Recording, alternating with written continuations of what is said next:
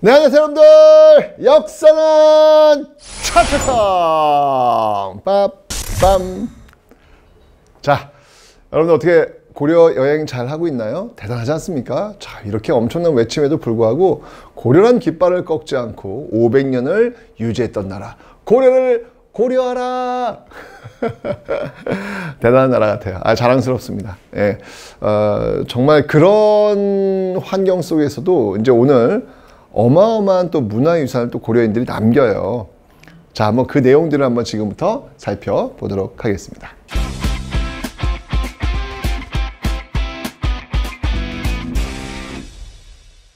자, 먼저 이 경제부터 한번 좀 살펴볼게요. 국제무역항이 있습니다. 이 국제무역항, 뭐 지금도 우리나라 국제무역항 하면은 뭐 부산도 있겠고요, 그죠? 인천도 있겠고요, 많이 있습니다. 근데 이게 국제무역항은 주로 그 수도를 중심으로 해서 가까운 곳에 항구가 만들어질 수밖에 없잖아요. 우리나라 서울 같은 경우에는 지금 인천 쪽 대표적인 항구가 되겠죠. 똑같아요. 경주, 그러니까 신라 같은 경우에는 경주가 수도잖아요. 경주인 경우에는 울산항이 국제무역항으로서 기능을 했고요. 그 다음에 여기는 고려는 수도가 어디예요? 개경이잖아요. 개경하고 가까운 그 예성강 그 어구에 있는 바로 병란도라는 곳이 있어요. 병란도. 이 병란도의 국제무역항이다 보니까 외국 상인들이 많이 들어왔는데 이때 아라비아 상인들도 많이 들어와요. 중동 지역. 그 아라비아 상인들도 많이 들어오게 되면 사우디아라비아, 뭐 이란, 이라크 있잖아요. 이쪽에 상인들이 많이 들어오게 되는 거예요. 들어왔는데 왔다가 자기들의 어떤 그 경험담을 세계에 알린 거지. 나 그 나라 그 코리아 갔다 왔는데 너무 좋았어요. 코리아 아름다워요. 그러면서 이제 비로소 이제 세계에 고려라는 이름이 알려지게 됩니다. 그게 뭐예요? 그게 바로 코리아. 네, 지금 우리가 지금 코리아 쓰고 있잖아요. 그게 고려예요, 고려. 고려에서부터 그 코리아라는 이름이 나오고 있는 겁니다. 여러분, 고려라는 뜻이 뭐냐면 높고 아름답다는 뜻이에요. 정말 아름다운 나라, 최고로 아름다운 나라, 그게 바로 고려라는 뜻, 코리아라는 의미에 담겨져 있습니다. 네, 코리아, 이때 이제 알려지게 된 거예요. 병란도를 통해서. 그 다음에 이제 여러분들 그 기억나요? 옛날 그 공무원들은 월급을 어떻게 받았다고? 토지를 받았다. 그 토지에서 농사 짓는 농민들이 국가에 내는 세금을 대신 받았다. 관리들이 대신 받았다라고 했죠. 그래서 그런 것들이 신문왕 때 노급을 폐지하고 관료전을 지급했다라는 거 제가 이야기했습니다. 우리 배웠어. 고려시대 역시 마찬가지로 똑같아요.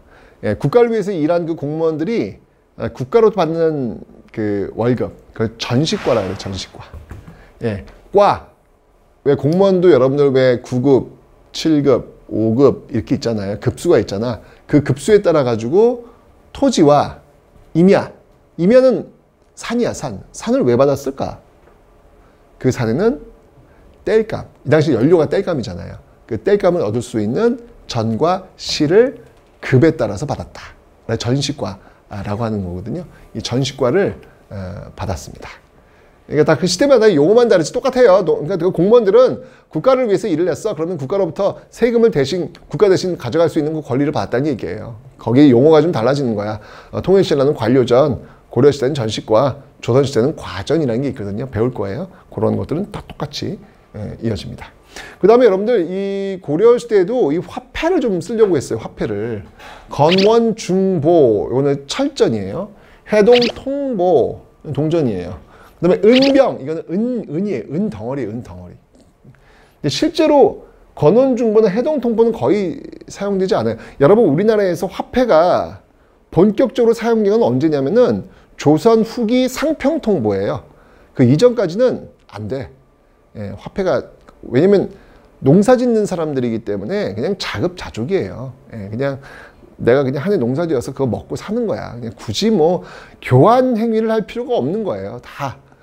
왜 화폐가 왜 필요한데 교환하려고 하다 보니까 불편함을 줄이기 위해서 화폐가 필요한 거 아니겠습니까? 그죠? 근데 그럴 필요가 없는 거예요. 그냥 아니 내가 올해 내가 여기 살고 있는 데가 여기 다야. 내가 여기서 농사 짓고 내가 먹고 살면 되는 거지 뭐 굳이 뭐 그렇게. 그래서 이 화폐가 잘 유통이 안 됩니다. 예. 그리고 고려는 불교의 나라예요. 그래서 사찰이 굉장히 중요한데 그 사찰을 중심으로 해가지고 사찰에서 물건을 만들어서 파는 사원 수공업 이런 것들도 많이 발달하는데 여기서 뭐 종이라든지 기와 이런 걸 또 만들어서 판매하고 있습니다. 자, 여기 이제 고려 시대 사람들의 모습인데 특히 여러분들 고려 후기에 여기 요거 좀 기억하셔야 될 것 같아요.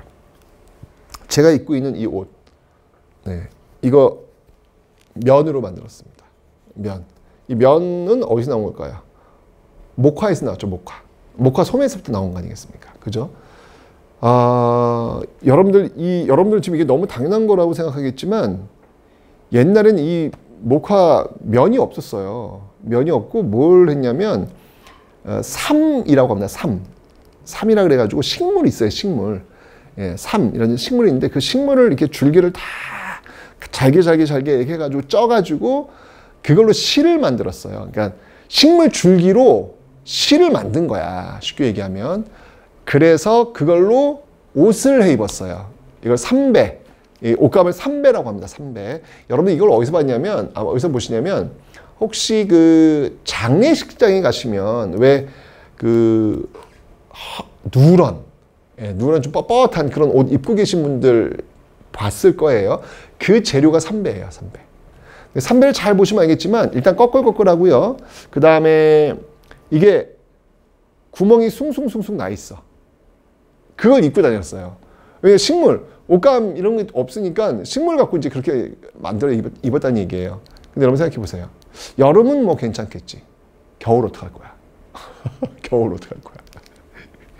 이 추운 겨울 어떡할 거야? 그 삼배 옷 입고 얼마나 힘들겠어요. 선생님, 그럼 오리털 파카. 야, 오리털이 어딨어? 그럼 어딨어? 그거 입고 버텨야 되는 거예요. 게다가 거끌거끌해요. 거칠어요. 그 팬티는 어떻게 하지?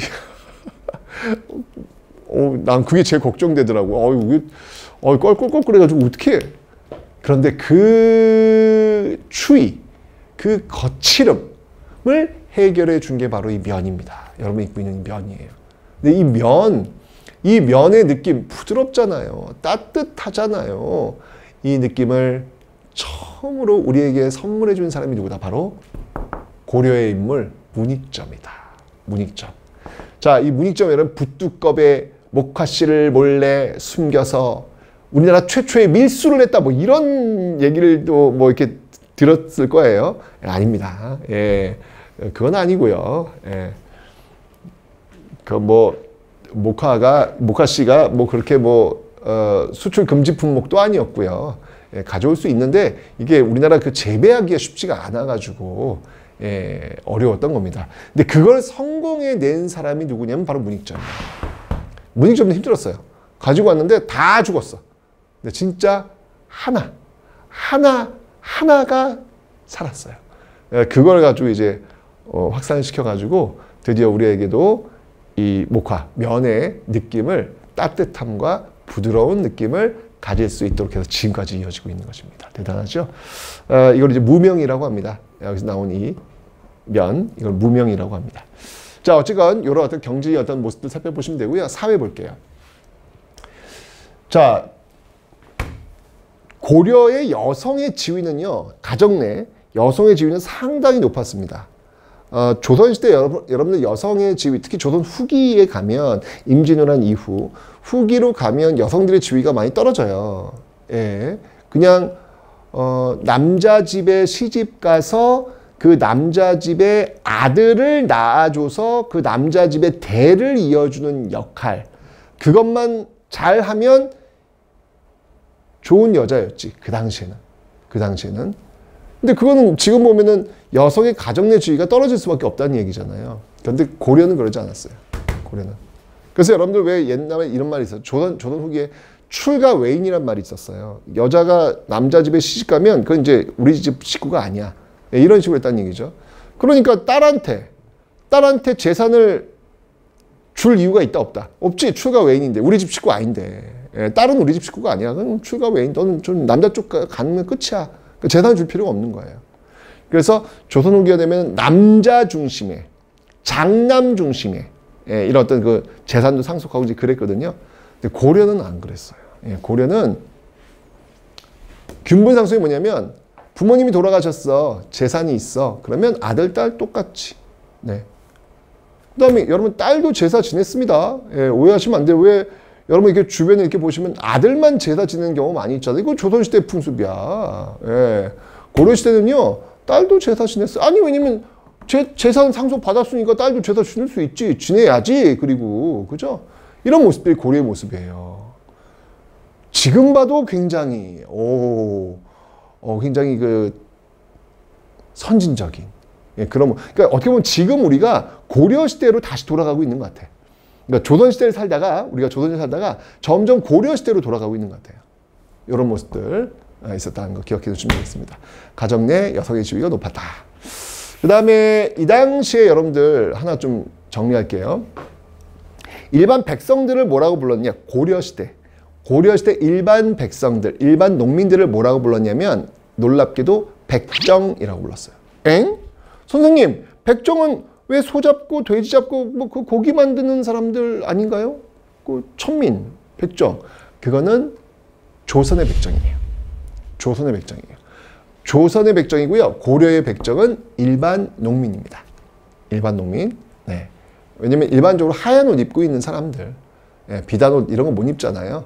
그래서 하얀 옷 입고 있는 사람들. 그래서 일반 농민들 백정이라고 불렸다. 그리고 여기는요, 특히 이게 그 고려의 그 행정구역이 왜 그 오도 양계잖아요, 그죠?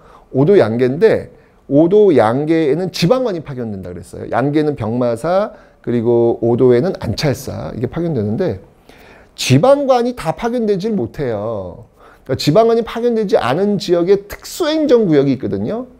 그러니까 그 오도 밑에 있겠지, 특수행정구역. 거기가 뭐가 있냐면 향부곡소가 있어요. 향부곡소. 특히 향과 부곡은 주로 농사 짓는 사람들이 몰려 있는 곳이고요. 소는 수공업자들, 물건 만드는 사람들 있잖아요. 그런 사람들이 모여 있는 그런 특수행정구역이 되겠습니다. 아마도 뭐 이 지역에서 반란이 일어났거나 그러면 이렇게 떨어뜨리는 거예요. 이 사람들은 세금도 더 많이 내야 되고요. 이사할 수도 없어요.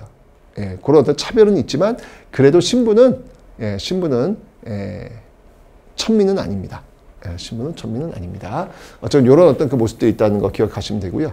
나중에 여러분들 그래서 그 무신 정권 때 이 무신들의 저항한 그 난이 많이 일어나요. 봉기가. 대표적인 게 바로 공주 명학소의 망이망소의 봉기. 공주에 있는 명학소, 소잖아, 소.